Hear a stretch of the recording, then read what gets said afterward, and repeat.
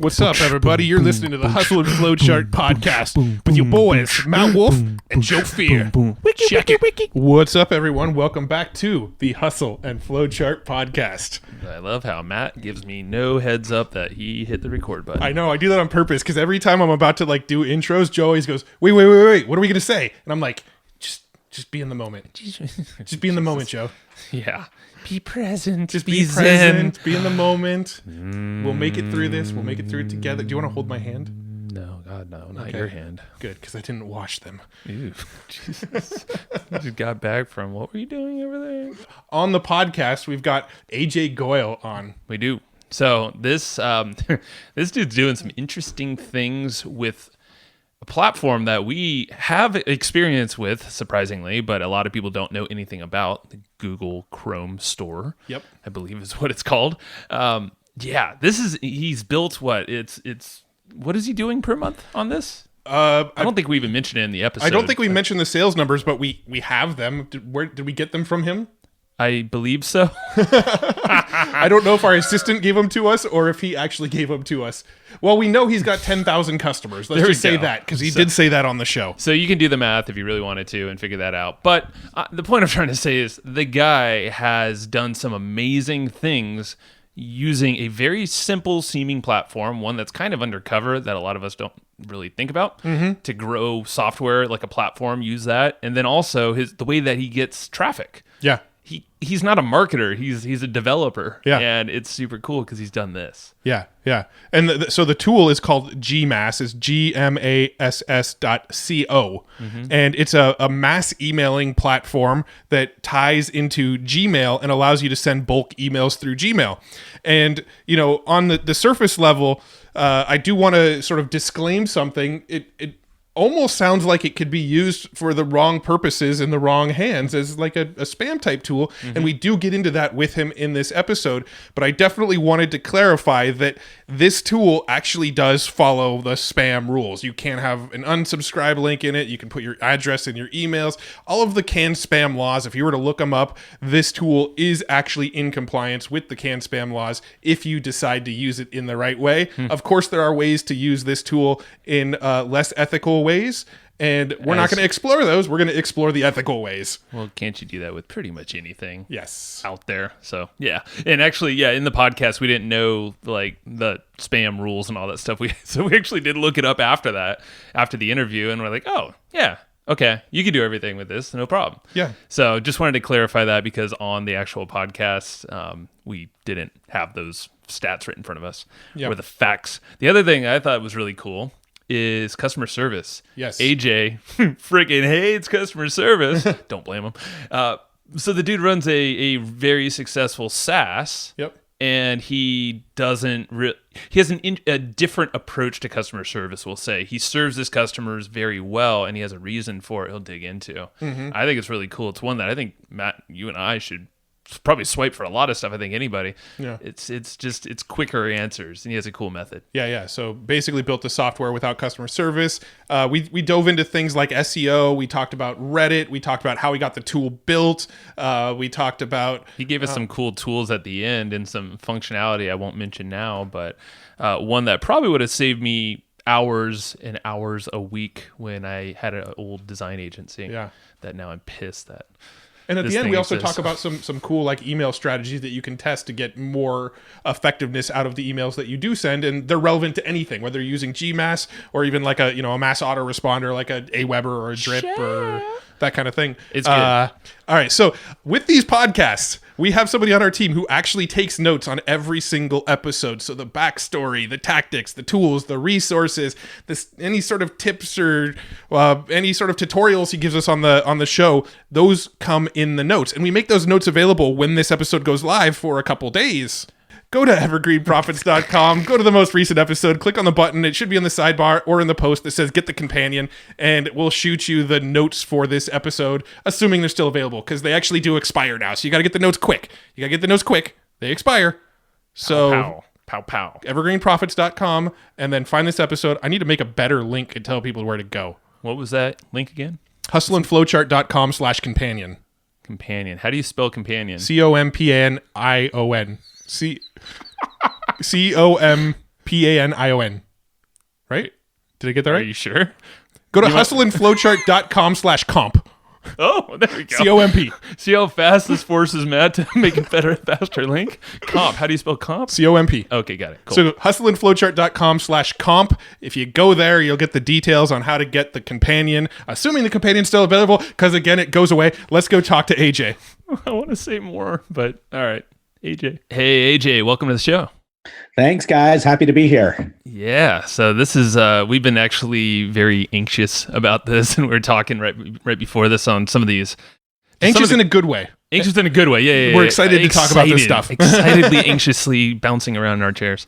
Yeah. I hope I don't intimidate you. I mean, no, you're good, man. Maybe by the end of this, though, we're like, holy crap, it's brilliant. Yeah, so you're just, I think what caught our eye is that you're just doing some massive things with very seemingly simple platforms and doing stuff that's totally different than typical, software owners, marketers, and just founders in general. Well, one of the notes that we have is that you're building SaaS companies by not focusing on customer support, which is very interesting because we have had other SaaS entrepreneurs on here who part of their business strategy is to really focus on customer support and make that the main focus in their business. So it'll be interesting to really hear kind of the flip side of the coin. Yeah, definitely. I feel like I tend to do the opposite of what everyone else does just to be different.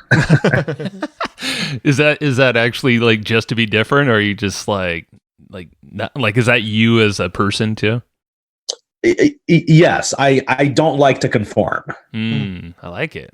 Okay. Is this so? Let's take us is this what helped you kind of get into business from the get-go? Back in college, I think it was. Yeah, sort of. I mean, I have several entrepreneurs in my family, but my path from college was actually to become a doctor. I was in college because I was in this combined medical program, which allows you to get acceptance into medical school straight out of high school. Wow. And you don't even have to take the MCAT. Got it. So that's huge. Okay. So my path was kind of to be a doctor right out of high school, and I dropped out of that program to pursue software and web development and entrepreneurship. Got it. So how did that kind of come into the picture, the whole software stuff? My dad has been a software developer his whole career, and my older brother was working for Microsoft at the time, so he was a software developer. And so we always had computers around the house growing up. We'd be the first one on the block to have a laser printer in the late 80s.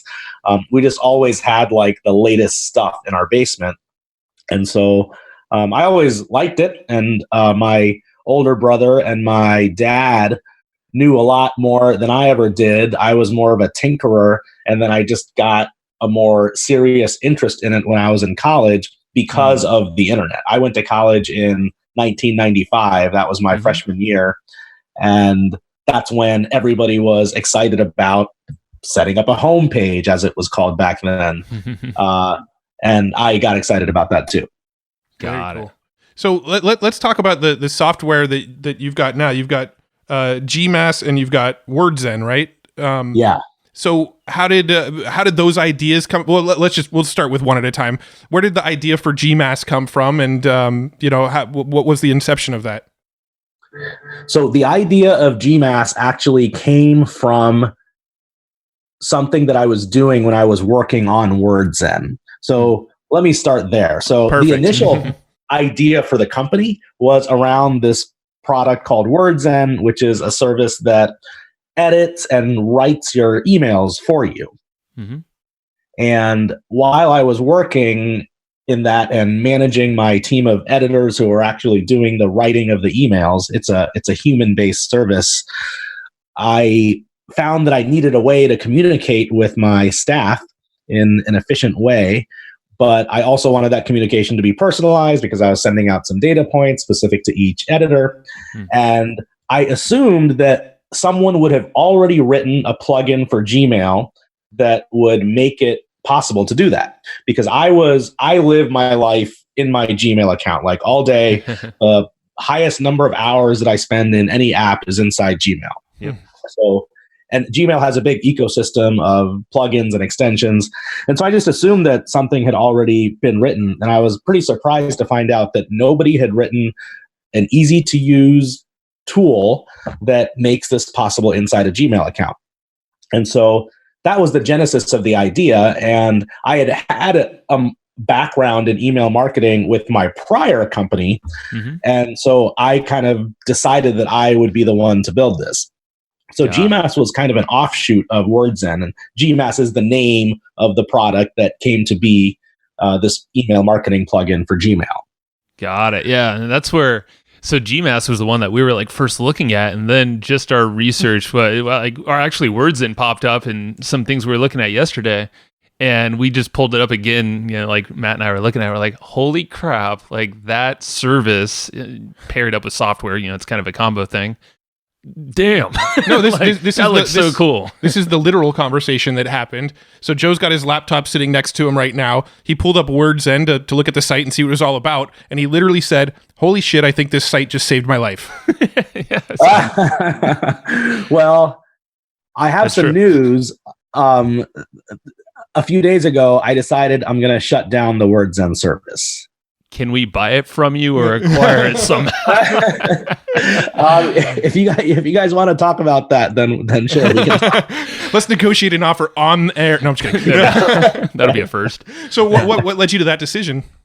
Yeah. So, well, I've been losing money on it for a while. I only had about, right now I have about 50 paying customers using WordZen, and my costs in terms of managing and paying my editors outweigh the revenue I was generating from the 50 subscribers. And I just haven't been able to figure out a way to grow it. Interesting. Okay. For a while, we were getting a consistent flow of new subscribers every week, and that's kind of stopped, and I'm not sure what to do about it. And on the other side, GMass is growing, and it's requiring a lot of my time because it's a more technically complex product. Gotcha. And I just want to laser focus in on GMass, and I don't want any distractions. And got it. Yeah, so it's kind of like an 80-20 decision. You're shaving stuff off. Gotcha. That makes sense. Yeah. No, sorry, didn't think we'd put you on the spot kind of about that. No, it's I'm happy to talk about. That was cool. Recency. Yeah. Well, yeah, we'll look into that. I mean, like maybe there are some ideas there, but either way, great idea and concept of a service like that. And yeah, it's interesting because I still think it's a good idea, and I still don't know why it didn't work. Yeah, well, could be something there. Yeah, but yeah, so that kind of helped you. So GMass was a spinoff of that, which is really cool in itself. And this is now after college, right? Because I know you kind of started in college, kind of making that transition from the doctor program. I dropped out of that medical program, and my first business was a web development business. Gotcha. So I moved back home to Dayton, Ohio, which is interesting because I was listening to your most recent podcast episode where that guy was from Dayton, Ohio too. Yeah, Doberman Dan, I believe. Yeah, right. Cool. So I started my career just making websites for people. Friends of my dad who own small businesses. Doctors, engineering practices, just small businesses around the Ohio area. And that led to the creation of a product which was called Django Mail, which is an email marketing platform. And that I built and ran for like 10 years and sold that in 2013. Mm-hmm. And then I goofed off for a while, pulled myself back into a mode of sanity after having run this company for a long time, and started thinking about what I want to do next. And that's where the idea and the work on WordZen began. So it'd be crazy to think that with WordZen and GMass, because you kind of take this contrarian approach. Was that from the whole screw off period? I don't really want to have to build I'm just totally thinking this out loud, but the no customer support. The lean, and it seems like everything you develop and do is very lean. It's not a typical approach. So, okay, there were two aspects of running Django Mail that I never liked. And I applied both of those to GMass. So one of those were, providing customer support and just being able to do that well was something that I never really enjoyed spending my time on. Like as a software developer, I enjoy creating things and building things and putting them in the hands of users and getting feedback, hopefully positive feedback, because then that reinforces me and pushes me to keep going. Mm-hmm. But like hand holding a customer through setting up their first email campaign was just never something I personally enjoyed doing. And I feel like my companies have always kind of been a reflection of my personal values. And so with GMass, because I never liked doing that, I wanted to build a system where I didn't have to do that. Right. And so like with GMass, we provide customer support, but we do it in a lean way. And we've set up a system so that users can mostly support themselves. And then the second thing that I never liked about running Django Mail was I've never liked building user interfaces for product. So again, my personal skills have been more in like backend software development. So like backend web stuff and backend database stuff. I've never liked building forms and designing stuff and even having to like work with the designer and then integrating that into my work. Like I never liked that process. And so GMass is specifically a plugin for Gmail where we're using someone else's interface rather than building our own. So the entire application runs within the context of the Gmail UI. Got it. Yep. Can you, just real quickly, can you explain what GMass is and what the features are and why somebody would use that over, just like I don't know. Normal email or even like a MailChimp, right? Yeah. Yep. Yeah. Yeah. So what GMass is it's an email marketing plugin for Gmail. So it lets you send low volume email campaigns from your Gmail account. Sending an email campaign is exactly the same as sending a person-to-person email. So in Gmail, you would hit the compose button, you'd put in a subject, you'd put in a message. The only difference with GMass is that we add a button to the compose window, and so you would click that button instead of the normal Gmail send button if you're sending out a campaign. And in terms of why people would use us over a regular email marketing provider like a MailChimp, two primary reasons. One, just the ease and simplicity of the interface and not having to learn a new tool.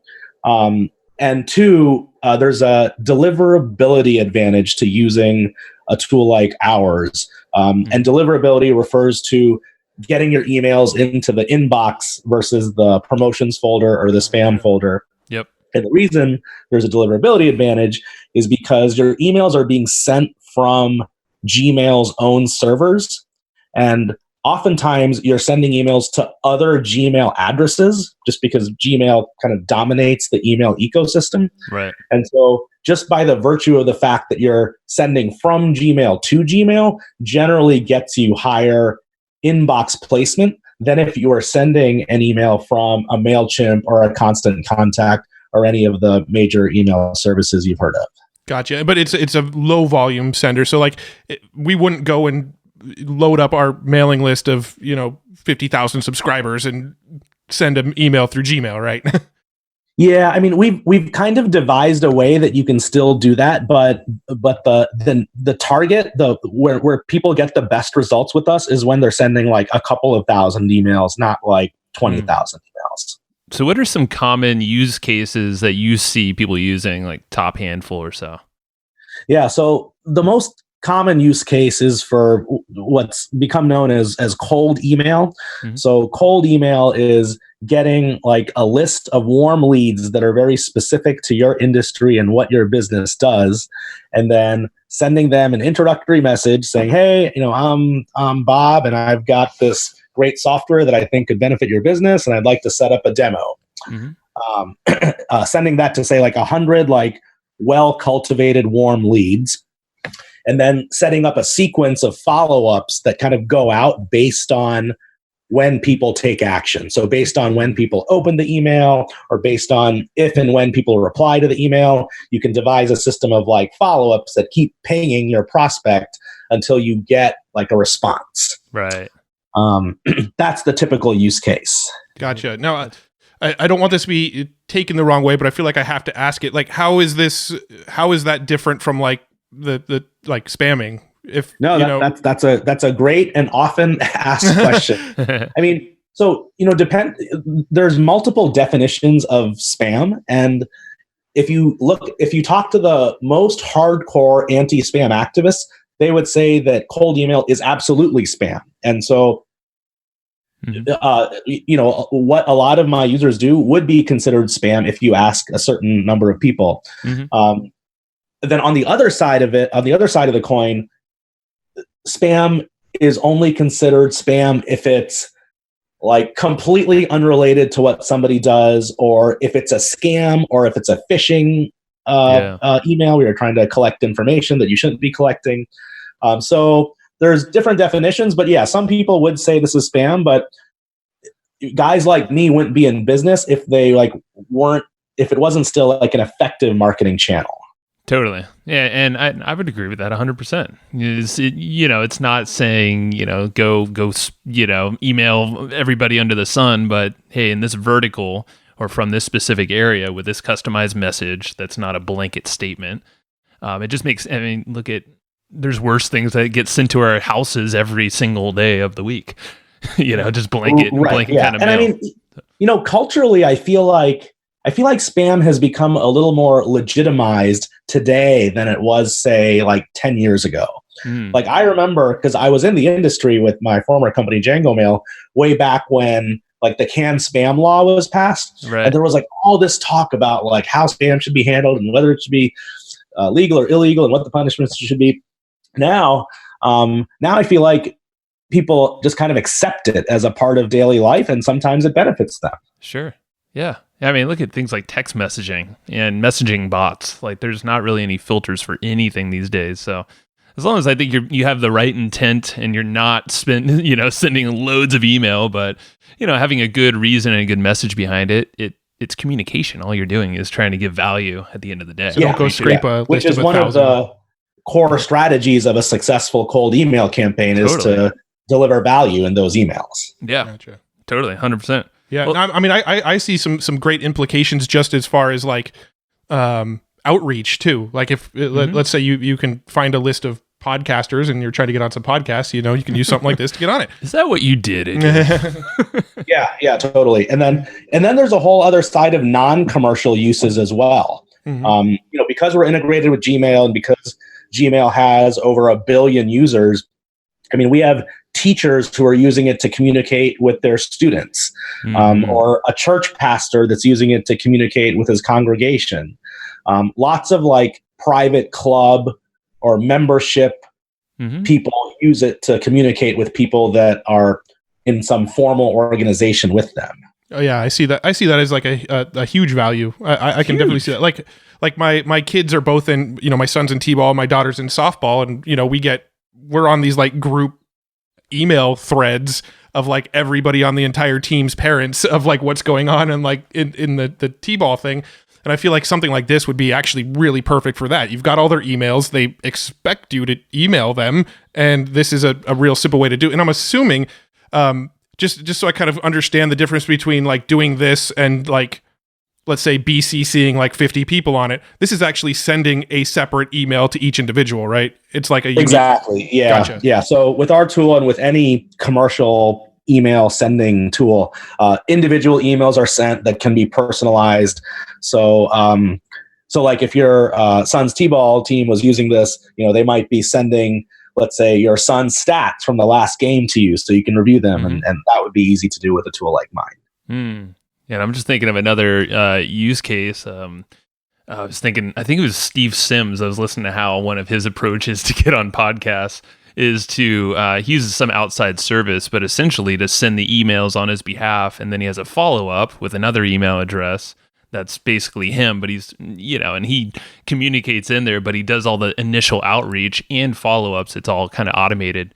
And, he he should probably be using GMass for something like that. He's probably using a competitor, which isn't as good a tool. Yeah, I think it was like some outsourced, even like service. So it was all manual still. But the fact that you guys have, you have the spreadsheet, it looks like, and a Google Sheet, and that pulls the data with a bunch of different personalization factors. Okay, I was actually about to ask that. So you guys aren't actually like storing the names and emails. You just basically make like a Google Sheet with the names and emails, and that ties into Gmail, and then it pulls from the sheet? Exactly. Yeah. We use Google Sheets as sort of like our data store. So in a traditional MailChimp-like system, you might upload your entire email list into MailChimp. Mm-hmm. So with GMass, you don't really do that. You just, you kind of upload it into a Google Sheet. And so as long as you've got your spreadsheet set with your email addresses, then GMass can connect to it. Gotcha. Now, this is a sort of in the weeds question, but does Gmail have any sort of like sending limit on like how many emails you can send in a day? Yeah, that's a great question. So they do, and that's why the best use case for GMass is when you're sending low volume campaigns. So a regular gmail.com email account can send 500 emails a day, and a professional G Suite account, so if you're running your company on Gmail, those accounts can send 2,000 emails a day. Gotcha. Okay. Got it. And that's what's so cool with Gmail kind of dominating, is that there are so many people with these G Suites, like that's how ours is. And, they just masked with your domain name. It's still a Google account, so you're probably going to hit the top of their inbox, not get filtered out. Right. That's the idea. And Google has, there's basically two companies that dominate email, Google and Microsoft. And Google and G Suite are more popular amongst tech companies, startups, generally like newer age companies, whereas the Microsoft suite is more popular in like traditional industries like the pharmacological industry and medicine and manufacturing and the automotive industry. So it's kind of split in the two camps. Yeah, I remember that construction company I worked with tons of time. It was all Outlook. Yeah. Like, Microsoft, get off that. Right. So who are these people that are still using Hotmail then? Yeah, well, Hotmail is now Outlook.com. Well, Hotmail is owned by Microsoft, isn't it? Yeah. I totally forgot that. Okay. They own it, man. So I want to go back really quick to the customer service, unless you had some ideas. No, we can go there. I want to talk about customer service. I also want to talk about how you grew GMass, but we can start with the customer service stuff. Yeah, just because we brought it up, that was one of those two things you hated from your previous company. Is this customer? And I don't blame you either. And that's typically everyone's first hire for a company. If they're flooded with emails, it's an assistant / someone for support. And Matt and I were looking through how you do support, and it's really cool because it seems like it has a lot of FAQs. You have these layers that you're essentially trying to get people to kind of self-answer, it seems like. Is that kind of the approach? Yes. We're trying to get users to self-support. So the approach we've taken is to write an article on every question that we can imagine that someone asks. And when we get asked a question that we realize we don't have an already published answer for, then we create that. And the idea is that we want users to search our blog for their own answer before contacting us. And, users can be lazy, so sometimes they don't always do that. So when they do ask us a question, oftentimes we won't even respond with a full sentence. We'll just respond with a link to a blog post that we know sufficiently answers their question. And, part of that is, as I mentioned before, I don't enjoy spending my time doing that. I like spending my time creating stuff. And so you can obviously hire a support team. I don't have to do that myself. But what I realize is that I can target a user of a certain sophistication that probably enjoys supporting themselves. I don't think any user of a software as a service system really enjoys filling out a support form and explaining their issue, hoping that someone will be competent enough to answer the issue. I think most users want to be able to solve their problems because if they're given the resources to do that, they can solve their problem instantly rather than having to wait for a support agent for a few hours. Sure. And then the other benefit of that is we have this large library of technical content which is indexed really well, and that drives a lot of SEO traffic to us. So there's the blog itself. It looks like you have a ton of different posts on there. Yes, yeah, and that's our biggest source of leads. Gotcha. And that's also kind of something we've done differently from our competitors. So if you can pick pretty much any of our competitors, and if you go to their blogs are mostly business focused, where they're talking about the best subject lines to get a great response, or the time of day you should send your email campaigns to get the best response.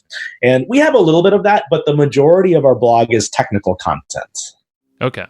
So, and that essentially is answering the tech behind your actual software, or just like kind of, do you have content that leads people in, or are these folks that are pretty much know the problem they have and they're just looking at what you got and you're giving them so much value, it seems like a no-brainer?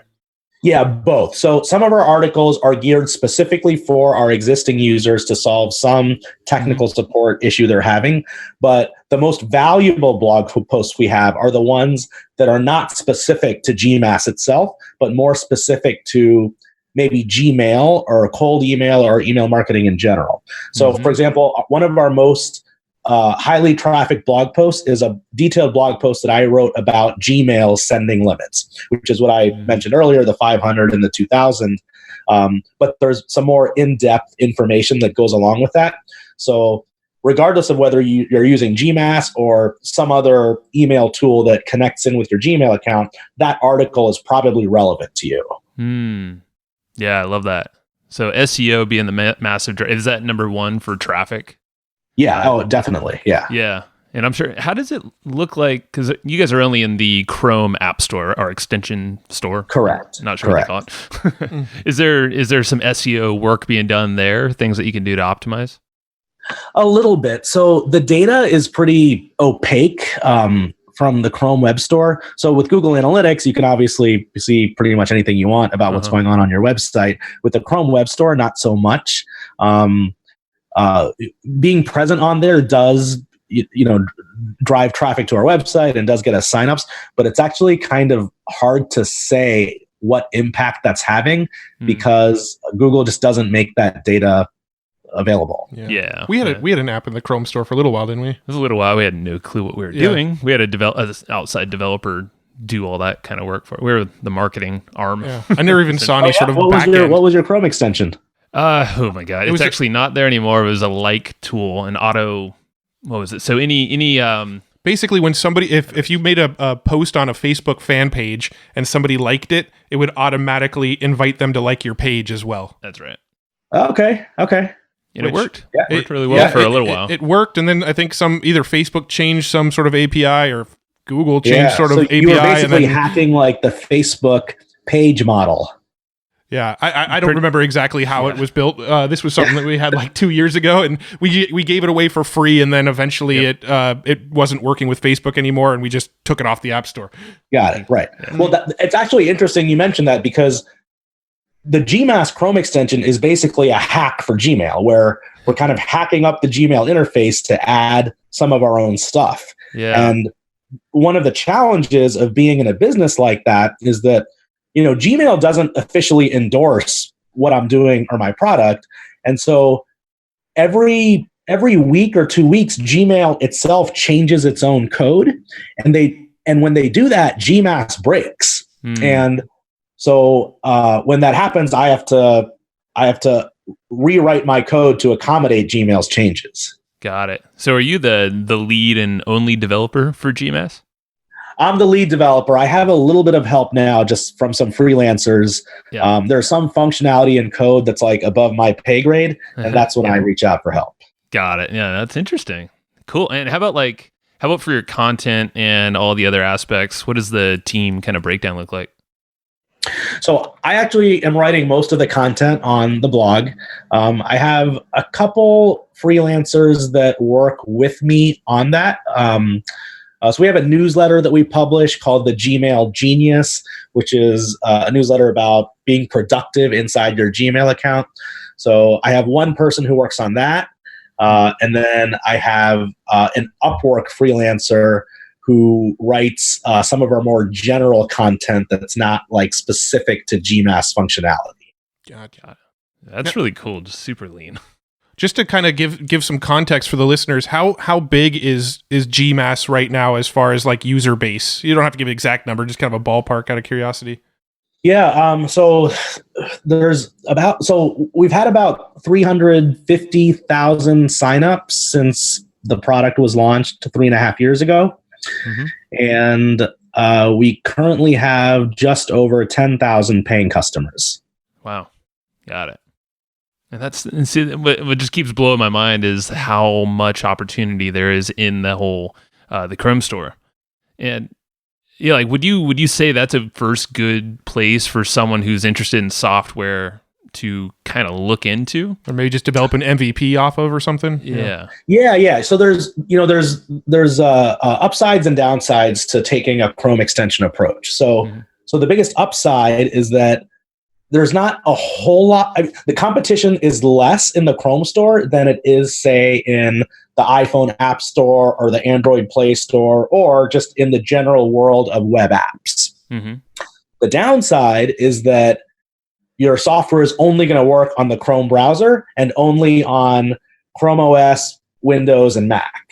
Your software won't work on mobile just because Chrome extensions only work on the desktop. Right. Yeah. Okay. Yeah. So there are limitations, but it seems like a decent MVP. Yeah. And then, if things work out really well, then maybe you figure out how to get it into more of a open platform. I don't know. Or maybe you fully develop the thing out, so it's not relying on something else. And it's been changing. So recently, when I first launched GMAS, the Chrome store was kind of like an open system where anybody could publish a Chrome extension that does pretty much anything. Right. But in the last year or so, Google has really been clamping down on the Chrome store. So now they have all sorts of review processes and kind of humans that actually look after what developers are doing and publishing.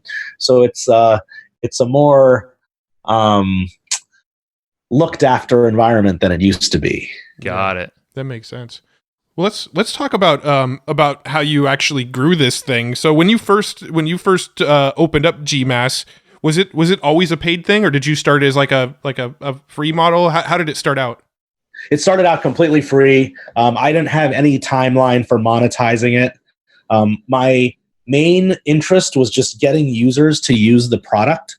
With my prior company, with Django Mail, which was also this a more traditional web-based email marketing platform. One of the things that always bothered me about that business is that Django Mail was never really well known. It made decent money and had good margins, but I never felt like anyone had heard of Django Mail, and that kind of bothered me.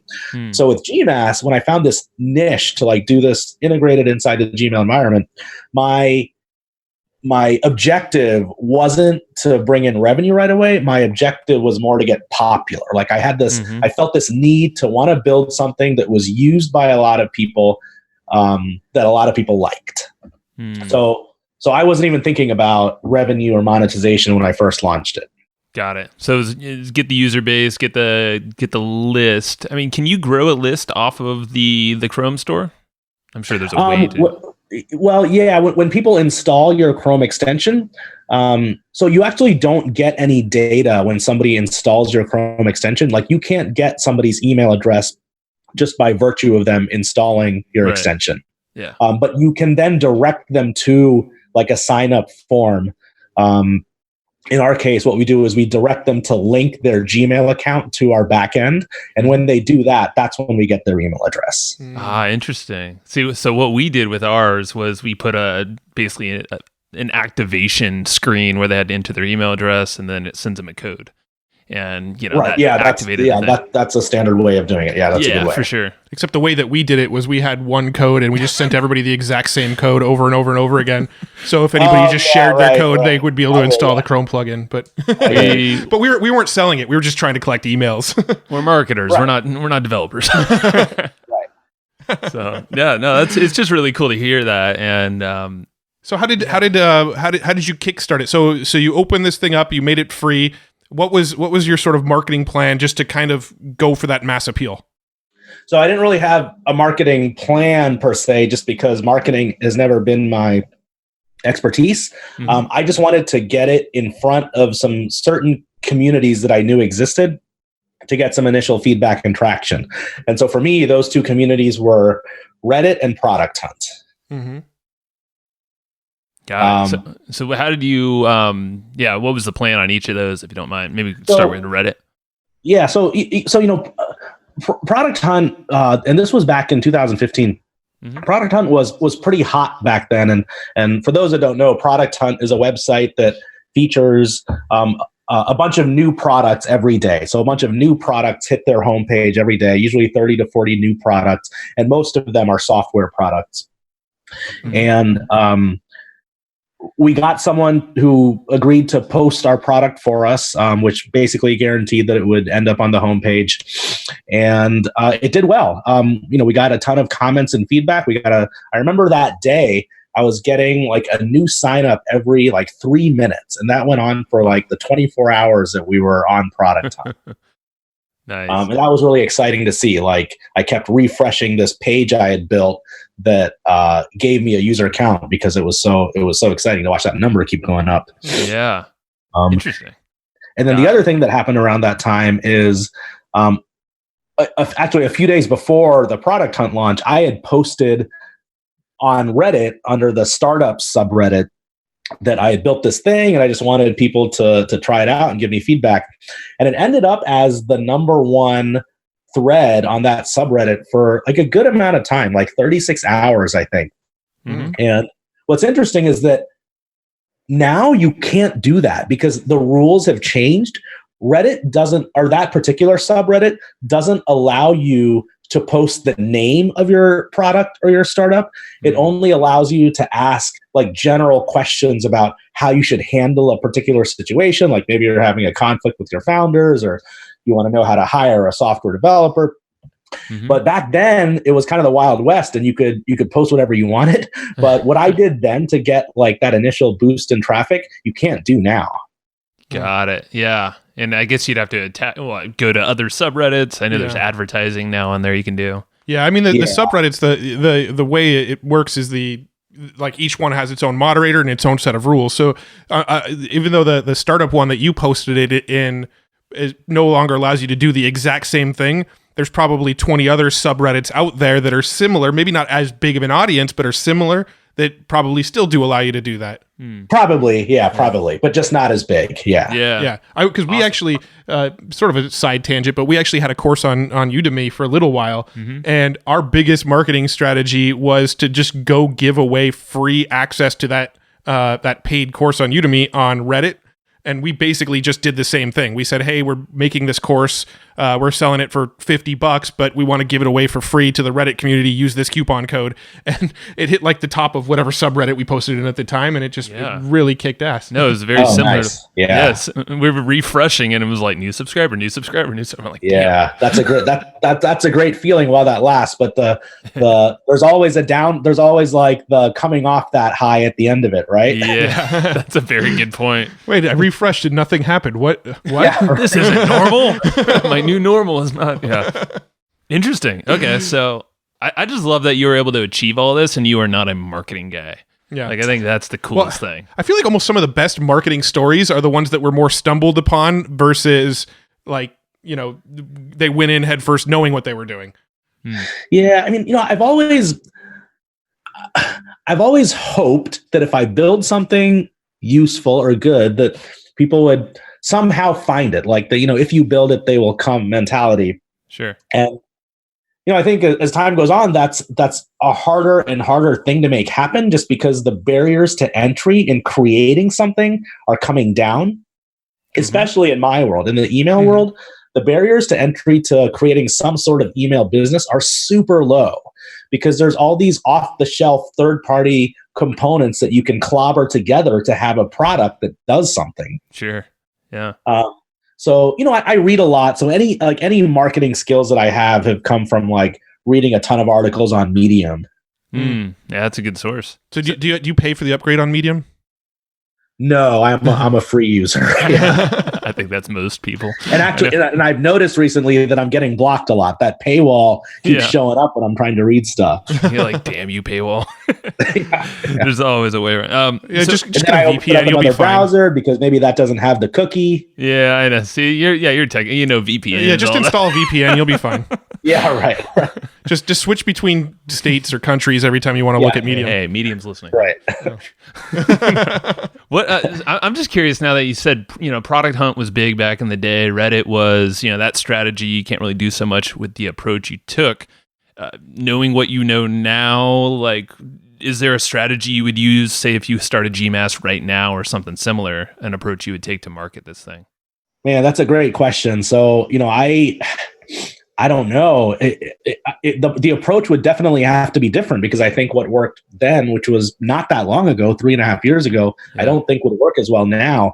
I mean, I hate to say it. I hate to rely on this, but I might have to, if I was launching now, I might have to rely on a paid ad campaign to get the word out. Yeah.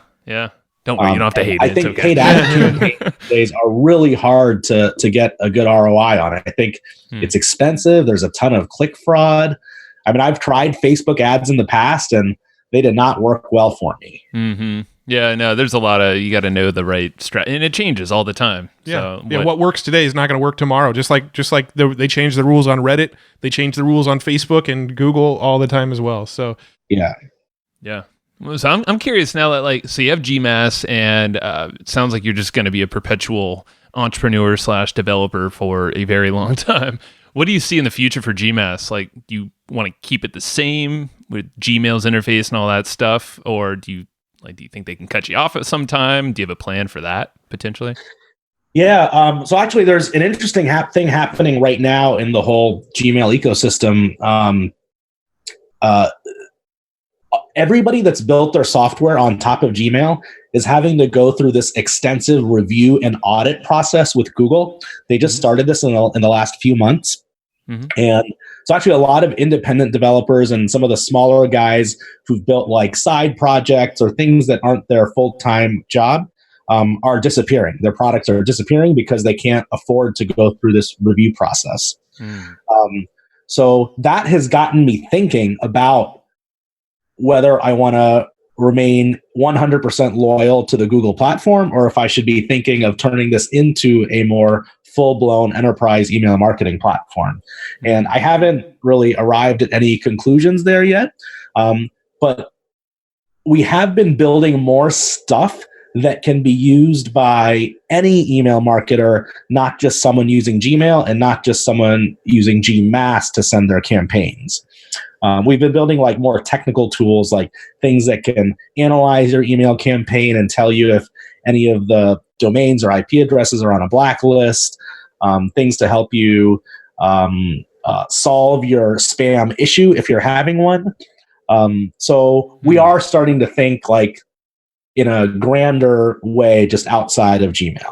Yeah, no, that's actually a cool opportunity. If people can't hack it out with the review process, maybe it's a money thing, time thing, whatever. I mean, that could be a good opportunity for you to scoop up some of these and, for really cheap, reach out. I mean, you're on a different wavelength. You're like, I'm just thinking of these are users that might need your service. Oh, I see what you're saying. I was so you're basically saying all these Chrome apps are getting shut down, so we should just start buying them up and taking their users. Yeah, actually, yeah. I mean, if I had an investment banker that worked for me, that's what I would have them do right now. I don't have the resources myself to reach out to all these guys. That's where my brain immediately went to. So you read a lot. Have you read the book How to Be a Capitalist Without Any Capital by Nathan Latka? Oh, geez, no. Yeah, okay, it's a fairly new book. I'm not holding that against you or anything. I know the book and I know Nathan. You got to read that book because he literally has a Chrome plugin business, and he talks about his growth strategies and marketing strategies around it. I know. So Nathan and I have talked. I don't like the guy that much. He's never been very nice to me. So I know about his book. I'm friends on him. I'm friends on Facebook with him, and I'm actually very familiar with the Chrome extension that he purchased and tried to grow. I I think he embellishes a lot. I'm not a fan. I will say he definitely is a divisive figure in our sort of industry. Totally. Yeah. You either like him or hate him. Yeah. He's a good marketer. I'll give him that. He is an excellent marketer. Yeah, I mean, but despite the personality aspect of it, there is some really amazing nuggets in his books. So I got to give him credit where credit's due. 100%. Okay, yeah. Sure. I just don't think I can. Even though the book is like $10 or whatever, I just can't buy it knowing I'm going to be putting some money in his pocket. Hey man, stay true to yourself. That's fine. Hats off to you for that. Yeah. You're staying in your lane. Maybe on how Amazon has the like look inside this book feature. Maybe I'll do that. Yeah. Or if he's ever in the free Kindle book or whatever. Yeah. Right. What's the book, Joe, that you're always talking about that talks about like negotiating this kind of thing? Never Split the Difference. Yeah. So that's more general negotiation. But if you ever, I guess, I don't know. Why did you bring that up? I don't know. Just because we were talking about maybe going and buying Chrome extensions. We were just talking about books and working deals. I brought it up because with the concept of like maybe buying up some other Chrome extensions came up, and there's other ways to buy them without actually your own money. But any capital, yeah, no, that's true. I'm going to change this subject because I do have we're kind of getting towards the end of the call, and there's a few other things I wanted to touch on. But so you built the list of 350,000 users.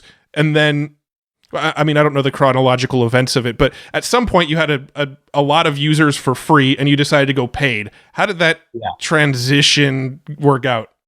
So the reason I wanted to make that transition was because we were getting so many spammers and phishers using our platform that it was starting to make us look bad.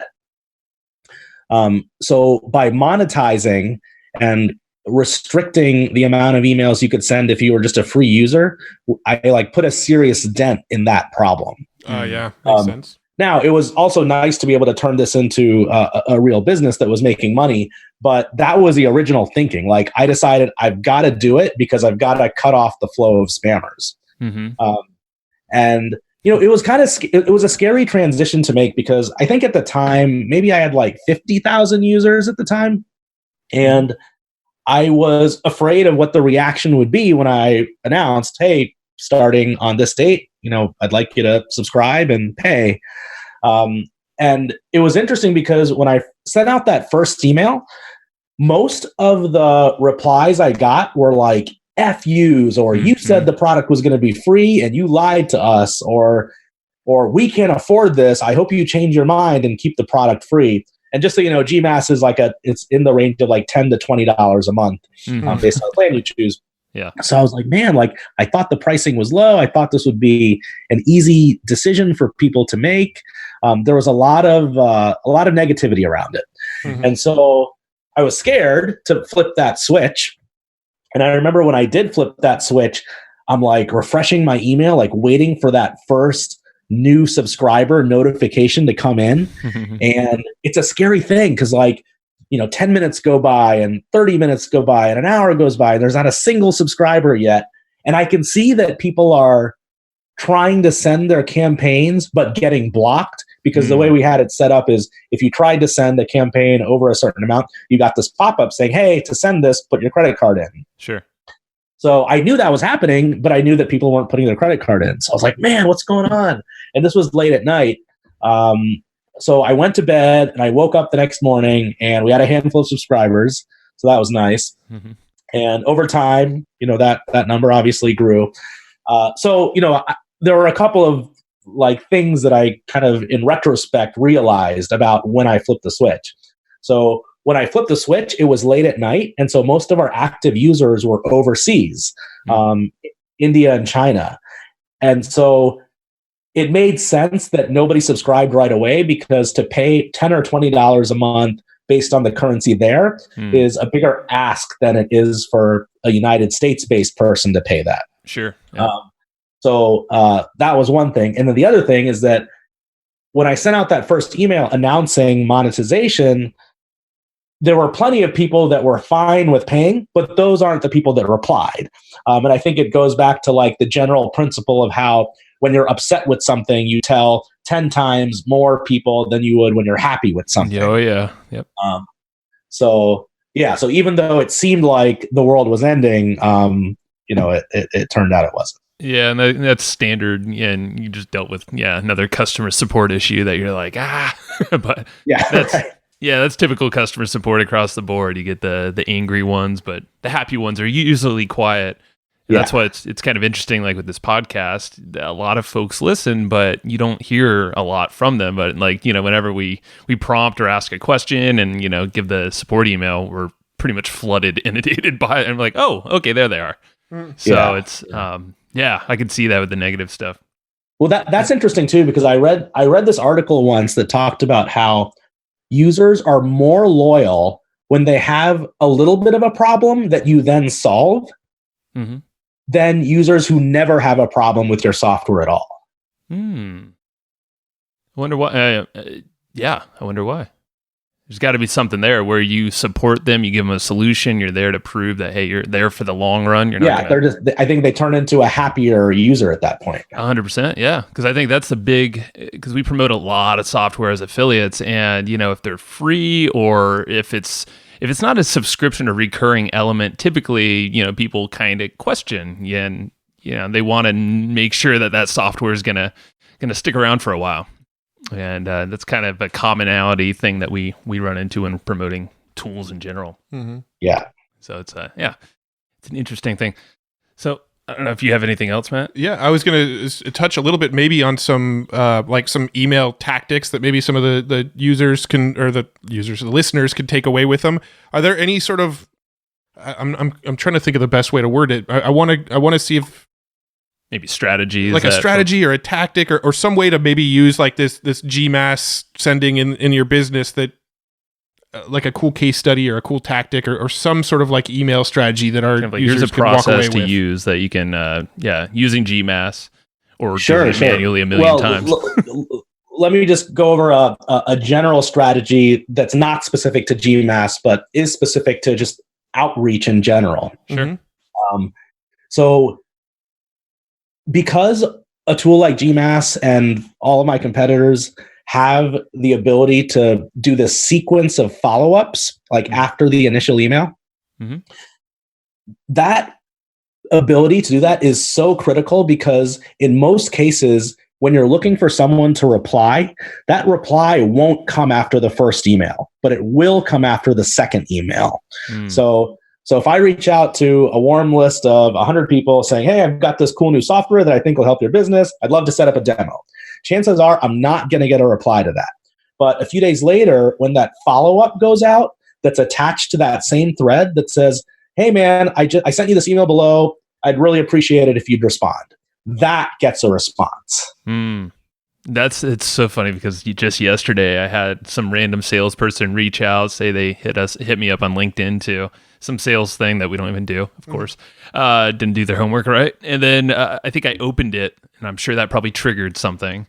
And then it was like 20 minutes later, some other person from the same company said like, hey, just wanted to check in on that email that blah, blah, blah. Yeah. I was like, I know what you're doing. And I like it, but but I'm not going to respond to you because I want to see more automations. Let's see where this goes. Yeah. But it's interesting. The power's there though, the follow-up. Yep. So in that case, the more sophisticated companies would have something that prevents that from happening, like two people hitting you up at the same time. Ah, okay. Got it. So there's all these rules happening behind the scenes. Yeah. Yeah. Okay. So cool. So so walking people through. So that's kind of a strategy. So obviously definitely follow up with emails. Yeah. Don't just send once and then expect a reply. Yeah. It's usually that second email that gets the reply. Yeah. Right. And there's a reason for that. And the reason for that is that in that first email, people assume that that's automated, that that's a machine sending that. And that second email, it looks like a human is sending that. Yeah, that makes sense. I like that. Okay. How about like subject lines? Are there some go-to principles around that to get the open? Yeah, I've done years of experimentation with my own subject lines. I'll give like just one nugget that I've realized recently from my own work. I used to use, I think it's called like title case with my subject lines, where the first letter of each word was capitalized. Yep. Now I've been going all lowercase. Okay. And so it's very casual. Yeah. all lowercase, and I've been getting better open rates. I like it. Interesting. How about follow-ups? And this is always one that I'll play around manually, but you can like change the subject line after the first, like say, keep it on the same thread, but you can always modify the subject line. Like, put something in the beginning, RE colon, whatever. Yeah. So, I kind of consider that a bit of a shady tactic. And I've actually seen that I've seen more emails go to spam that are doing that than before. And I think the reason is that when the subject line starts with RE, so like the Gmail spam filter is going to expect that to be attached to some thread because it starts with RE. Yep. And so when it's not, I think the filter kind of flags that and penalizes it now. I could see that. Yeah. And then because you see all these, larger marketers or, with the big autoresponder list will do an email like that just to try to get that open. I think I fell for it from someone today. I was like, oh, that was good. So I know the guy. I'm like, oh, it was a marketing email. Those damn scammers. Damn them. Yeah. So let's see. Time of the day, sending emails, brevity, the length of emails, any principles or strategies around those? So on length, I've experimented with this too. I used to write novels in my emails. Like I'd have like 20 things to update my user base on. So I quickly learned that wasn't a good idea. I think the most impact comes from sticking to one subject, one link, and maybe 4 or 5 sentences. And then if they want more information, direct them to click that link. Got it. Okay, cool. So that's good for company emails. Yeah. And for getting responses. Like if your goal is to get a reply, it depends on what your goal is. Sometimes your goal is to get them to click that link to buy something or to get that click that link to read something. But if your goal is to get them to reply, then it should be under 5 sentences for sure. Okay, cool. And time of the day, I'm sure. Time of day. Yeah. So from what I've seen, I think time of day used to be something that was important in email marketing like 5 or 10 years ago, where you're going to send the email specific to the recipient's time zone. And a lot of the bigger, more enterprise email marketing players had a feature where they could figure out what time zone a recipient was in, and they would send an email, during work hours of that particular time zone. Now, I've been testing this. I'll send my emails at any time of the night and day, weekends, mornings, evenings. I don't think it has an impact on response rate anymore, just because our culture now is that people generally kind of work all the time. And with mobile, people have the ability to check their email all the time, and they do. So I don't think time of day has any bearing on email marketing success anymore. Yeah. I agree 100% because I've experimented with our own mailing list a lot with that kind of thing. And I've pretty much determined the same thing. I remember there used to be sort of rules of thumb of like, send it at 7 a.m. in their time. And these days, I feel like you're right. They're either like checking their email all day and they're going to get it when you send it, or they're like the way I do it is I literally check my email once in the morning and then once at the very end of the day. And I just have 2 windows that I look at, and I'm not paying attention to what time any of the emails were sent. I just kind of want to quickly flip through my inbox. Yeah, right. Wow, twice a day? I'm like twice a minute. Yeah, no, I'm not a big emailer. Joe will attest. I am. That's why I said about the words in. I was like, oh my god, I love this because I'm more in the Gmail. Yeah, so. I got to use your service before you shut it down. Yeah, right.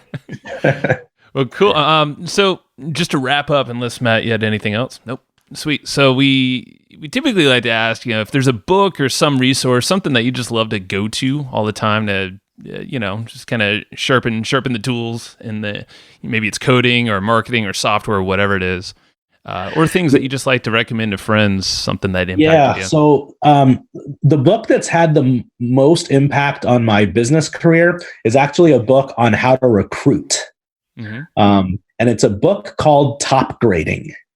That's a new one. I haven't heard that one before. In the book, you're taught like a very systematic method of how to interview people. And more importantly for me, like what I got the most out of was the section on how to check references. Okay. Can you repeat the name of that book?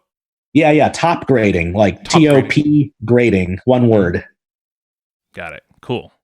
We'll make sure we link that in the show notes. Do you have any like really cool tools or we just kind of started asking this question on the show, but like software tools, that you can't really live without now in your business. Like for me, for instance, I kind of live in two tools, Slack and OmniFocus.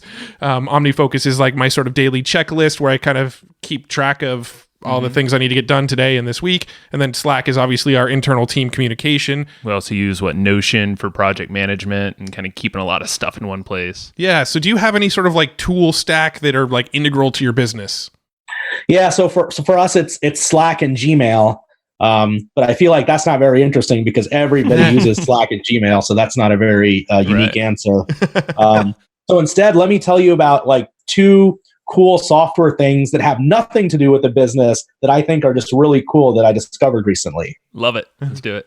So if you do any kind of photo editing or if you've ever photoshopped something, you might often find the need to remove the background of the photograph. And there's a really cool new service called remove.bg where you upload any photograph of yourself, of your spouse, whatever, your dog, and it uses AI to remove the background, so you end up with like just the subject of the photograph. That's really cool. Why didn't Jesus, all these good tools? Because I used to have a design agency, and like that was the bane of our existence. Yeah. Was like that would take so much time, and I just wish I had that tool back then. Yeah. Awesome. And then I'll share another one that I just discovered the other day. So I've been a Dropbox user for years and years and years, but Dropbox just launched this feature a few months ago that is life-changing for me, and that's the ability to search for text inside images. So I take a ton of screenshots. Like every time I buy something on Expedia or buy something on Amazon, I take a screenshot of the confirmation screen just as proof. But I never had a way of doing anything with those screenshots because I couldn't search for anything inside them because it's an image. Yep. So Dropbox now uses OCR to index the content of your images. That's cool. I think Evernote does that right now too, doesn't it? I believe so, yeah. Oh, really? Okay. I think so, and I don't know if it's a setting. Yeah, Matt's kind of nodding. Well, no, I've got the premium version. They don't do it in the free version. I think they only do it in the premium version. Maybe that's it. But Dropbox, that's game-changing, too. Yeah, because everybody has Dropbox. So exactly. That's cool. Good tips. I didn't hear about any of those. Yeah, that's very cool. Yeah. Awesome, man. Well, cool. AJ, where should folks go? And I mean, I'm assuming GMAST is a pretty good place to start. Yeah, the website is gmast.co. Someday I hope to have the .com, but it hasn't quite worked out yet. And if you want to find me personally, you can find me on Twitter. I'm part-time snob on Twitter. And my email address is my first name @wordsend.com. Awesome, man. Well, I'm curious. What are you most snobby about? Just to wrap it up with this. Oh man, everything like I don't like going to concerts unless I'm sitting front row. Ooh, okay, I like it. Get another quick one. I don't like drinking orange juice unless it's fresh squeezed. These are awesome. Okay, cool. We can go all day. We'll stop it there. Thank you, AJ. Right, man. Thanks, guys. Thanks, Matt. One. Thanks, Joe. Thanks, everybody, for listening to this episode of the Hustle and Flowchart podcast. Before taking the time to listen, we want to give you something a little bit special. Every single episode that we do, we actually have somebody on our team take notes. We basically have a Cliff's Notes version of every episode where you can go and find all of the tips and tactics that they laid out, all of the resources that they laid out, all the good stuff from this episode. We actually have a nice simple notes version that you can find on our website. So go to evergreenprofits.com, find this episode that you just listened to, and give us your email address and we'll send you the notes. Thanks for listening.